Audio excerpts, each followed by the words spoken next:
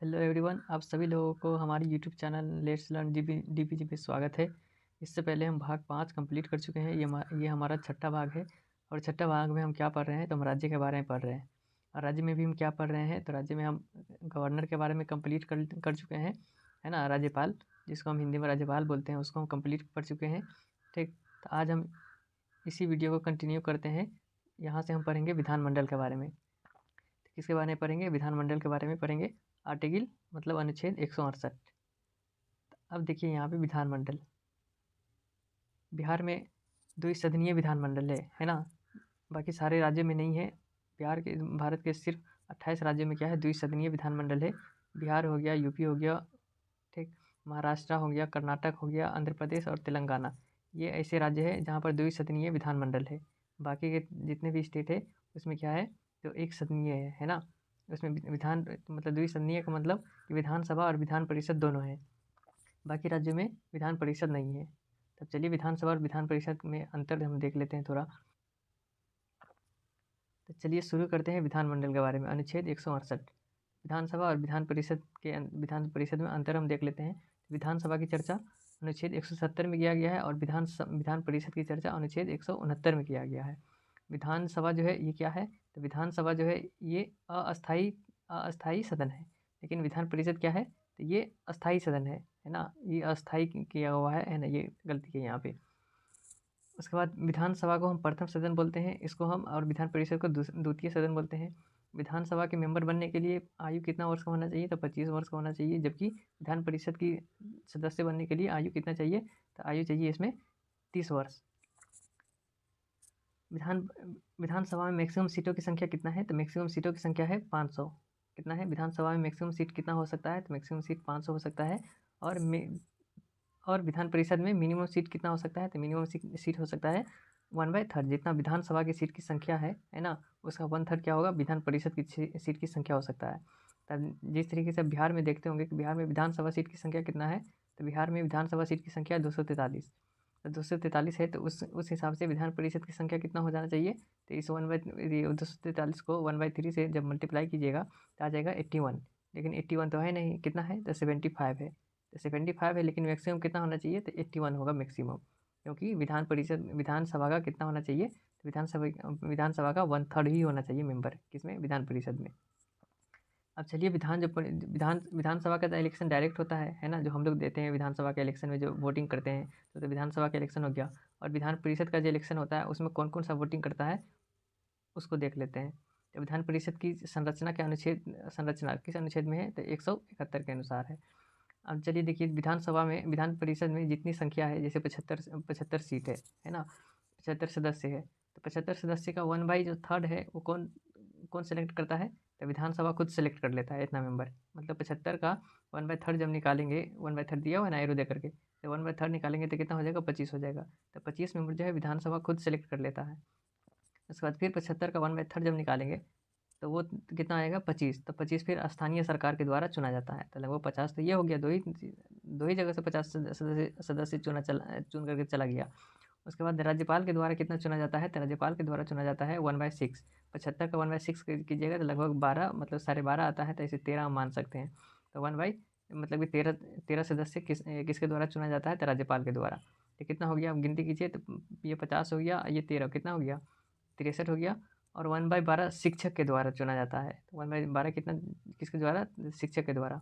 तो 75 का 1/12 कीजिएगा तो कितना आएगा, 6, लगभग 12 6 72 है ना, मतलब 6 या 7, 7 हो गया।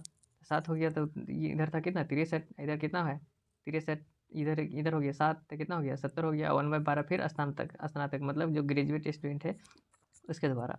इस हिसाब से हो जाता है टोटल 77। मतलब इसी में थोड़ा बहुत एक दो इधर इधर, इसको हम 13 मान लिए तो एक कम करके। तो इसी तरीके से क्या किया जाता है, विधान परिषद की सदस्य को जो है नियुक्ति होती है इसी पैटर्न से, है ना, इसी प्रक्रिया द्वारा। अनुच्छेद 98, देखिए क्या है कि इस पीडीएफ के अंदर में, ये क्या किसका पीडीएफ है, तो ये है, हम ये खान सर का पीडीएफ से हम आप लोगों को पढ़ा रहे हैं, क्योंकि ये इम्पोर्टेंट पीडीएफ है। और इस पीडीएफ में वही आर्टिकल रखा गया है जो एग्जाम पॉइंट ऑफ व्यू से बहुत ज़्यादा महत्वपूर्ण है। ठीक, तब डायरेक्ट हम कहाँ पर पहुँचेंगे, अनुच्छेद 198 पे। तो अनुच्छेद 198 में किसकी चर्चा है, तो 198 में कहा गया है राज्य का जो धन विधेयक है, राज्य की अनुमति से राज्य विधानसभा में पेश किया जाता है, जिसे विधान परिषद अधिकतम 14 दिनों तक रोक सकता है। अब जो धन विधेयक जो है ना, विधानसभा में क्या होगा, पेश होगा, लेकिन किसकी अनुमति से पेश होगा, तो राज्यपाल की अनुमति से पेश होगा। अब विधान परिषद जो है इसको कितने दिन तक रोक सकता है, अधिकतम 14 दिन तक रोक सकता है। जिस तरीके से केंद्र में हो रहा था, है ना, कि धन विधेयक कहाँ आता है, तो लोकसभा में आता है, और राज्यसभा उसको अधिकतम 14 दिन तक रोक सकता है, उससे ज़्यादा नहीं रोक सकता। उससे ज़्यादा रोकेगा तो ऑटोमेटिक वो लागू हो जाएगा, है ना, धन विधेयक। उसी तरीके से राज्य में भी है कि राज्य का जो धन विधेयक है वो राज्यपाल की अनुमति से किसमें पेश किया जाता है, तो राज्य विधानसभा में पेश किया जाता है, और इसको ज़्यादा से ज़्यादा विधान परिषद 14 दिन तक रोक सकता है, नहीं तो उससे पहले इसको पारित करना होगा। नहीं भी पारित करता है तो क्या हो जाएगा, ऑटोमेटिक वो पारित हो जाएगा। साधारण विधेयक को विधानसभा पहली बार 3 माह विधानसभा जो है 3 माह और विधानसभा के द्वारा पुनर्विचार के लिए भेजा। विधेयक को विधानसभा पहली बार 3 माह एवं विधानसभा द्वारा पुनर्विचार के बाद भेजा विधेयक को अधिकतम 1 माह तक रोक सकता है। इसमें एक्चुअली ये प्रिंट में गलती लिखे हुआ है ना, विधानसभा नहीं, यहाँ पर विधान परिषद होना चाहिए, है ना। विधान परिषद क्या कर सकता है, अधिकतम 1 माह तक रोक सकता है। विधान परिषद क्या कर, सॉरी, हाँ, ये विधानसभा क्या कर सकता है, 1 माह तक रोक सकता है। ठीक। अनुच्छेद 202 के तहत कहा गया है, अनुच्छेद 202 में किसकी चर्चा है, तो अनुच्छेद 202 में राज्य की बजट की चर्चा है ना। राज्य के बजट की चर्चा किस में है, किस अनुच्छेद में है, तो अनुच्छेद 202 के तहत। लेकिन केंद्र का जो बजट है वो कौन सा अनुच्छेद में है, तो अनुच्छेद 112 में कहा गया है। ठीक, उसमें अनुच्छेद 112 में जो केंद्रीय बजट है उसकी चर्चा है, और राज्य का बजट किस में है, तो 102 में है। अनुच्छेद 213 में क्या है, तो राज्यपाल का अध्यादेश है। ठीक, और राष्ट्रपति का अध्यादेश कहाँ है, तो 123 में है। तो देखिए जो 213 है, इस 1 को आगे अगर ले जाइएगा तो 123 बन जाएगा, है ना। ये ट्रिक है, ट्रिक से आप याद कर सकते हैं। 213 है तो उसको अगर 1 को अगर हम आगे ले जाते हैं तो क्या बन जाएगा, 123। तो 123 में क्या हो जाएगा, राष्ट्रपति का अध्यादेश। उसी तरीके से अनुच्छेद 214 में क्या है, उच्च न्यायालय है, मतलब हाई कोर्ट है। और सुप्रीम कोर्ट कब है, किस में है, किस अनुच्छेद में है, तो 124 में है। तो देखिए इस 1 को हटा करके अगर आगे ले जाएंगे तो क्या हो जाएगा, 124। ठीक, तो सिर्फ 1 को आगे पीछे करेंगे, सिर्फ 1 को अगर हटाएंगे तो केंद्र बन जाएगा, केंद्र का सुप्रीम कोर्ट। अब है उच्च न्यायालय, है ना। उच्च न्यायालय 1861 के अधिनियम से लिया गया है। उस उच्च न्यायालय जो है वो किस अधिनियम से लिया गया है, तो 1861 के अधिनियम से लिया गया है। प्रथम उच्च न्यायालय 1862 में, है ना, बनाया गया था, जिसमें कोलकाता, मुंबई और मद्रास में उच्च न्यायालय का गठन किया गया था। तो सबसे पहली बार जो उच्च न्यायालय का गठन हुआ था तो कहाँ कहाँ हुआ था, कोलकाता में हुआ था, मुंबई में हुआ था और मद्रास में हुआ था। कब हुआ था, तो 1862 में। उच्च न्यायालय में जज बनने के लिए, उच्च न्यायालय में अगर जज बनना है तो इसकी शर्त क्या है, तो 5 वर्ष जज होना चाहिए। उच्च न्यायालय का अगर जज होना चाहिए, बनना है तो क्या होना चाहिए, 5 वर्ष जज होना चाहिए। किसका, डिस्ट्रिक्ट कोर्ट का, किसका, तो डिस्ट्रिक्ट कोर्ट का। या फिर 10 वर्ष क्या होना चाहिए, वकील होना चाहिए। कहाँ पे, तो डिस्ट्रिक्ट कोर्ट में, है ना। डिस्ट्रिक्ट कोर्ट में क्या होना चाहिए, 10 वर्ष अगर आप वकील के पद पर रहते हैं तो भी आप हाई कोर्ट में क्या बन सकते हैं, जज बन सकते हैं। उसके बाद है अलग अलग उच्च न्यायालय के न्यायाधीशों की संख्या अलग अलग होती है, जो राष्ट्रपति द्वारा निर्धारित किया जाता है। अब भारत में कुल कितने उच्च न्यायालय है, तो भारत में कुल 25 उच्च न्यायालय है ना। जो हाईकोर्ट है भारत में कुल 25 उच्च न्यायालय है। और अलग अलग उच्च न्यायालय में सारे के सारे उच्च न्यायालय में सेम न्यायाधीश नहीं है ना। तो अलग अलग उच्च न्यायालय में क्या है, अलग अलग न्यायाधीशों की संख्या है। ठीक, और ये संख्या कौन निर्धारित करती है, तो ये संख्या निर्धारित करती है राष्ट्रपति। वर्तमान में भारत में हाईकोर्ट की संख्या 25 है, जिसमें पटना हाईकोर्ट की स्थापना कब हुई थी, तो 1916 में। इस शब्द को, है ना, पटना हाईकोर्ट को जरूर याद रखिएगा। पटना हाईकोर्ट की स्थापना कब हुई थी, तो 1916 में। अनुच्छेद 217 के आधार पर सुप्रीम कोर्ट के कॉलेजियम के सिफारिश से राष्ट्रपति उच्च न्यायालय के न्यायाधीशों को नियुक्त करते हैं।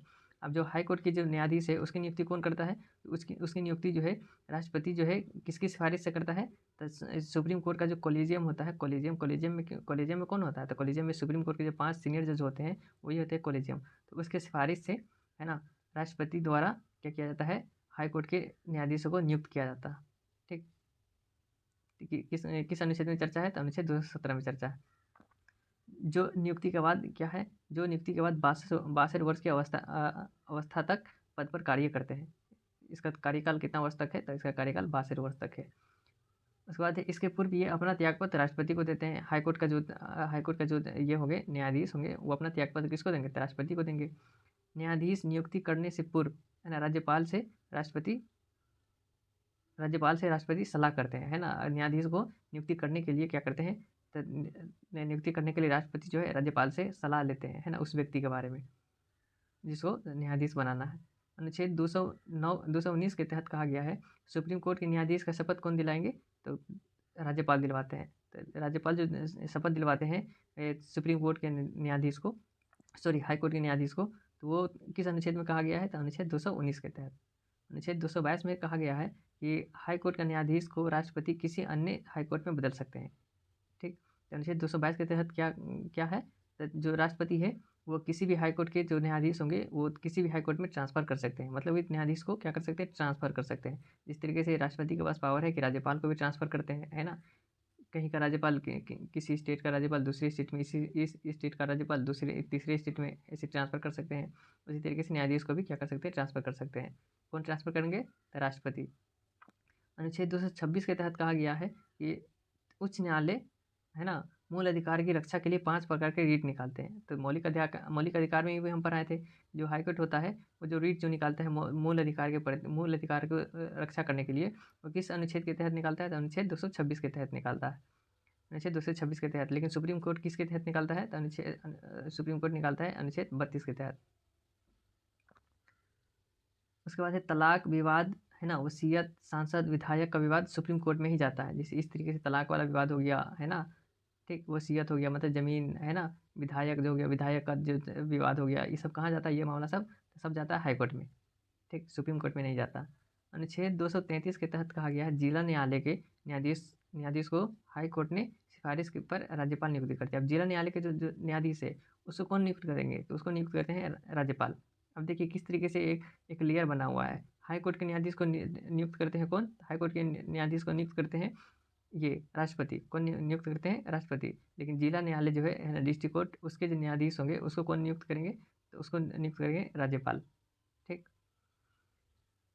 उसके बाद है यहाँ पर, उसके बाद यहाँ पर दिया हुआ कोर्ट, है ना, कोर्ट को जो डिस्ट्रिक्ट कोर्ट होता है, क्योंकि हाई कोर्ट के बारे में हम पढ़ लिए हुए हैं पहले ही। अब जो डिस्ट्रिक्ट कोर्ट होता है उसी को हम क्या बोलते हैं? डिस्ट्रिक्ट कोर्ट भी बोलते हैं या फिर लोअर कोर्ट भी बोलते हैं।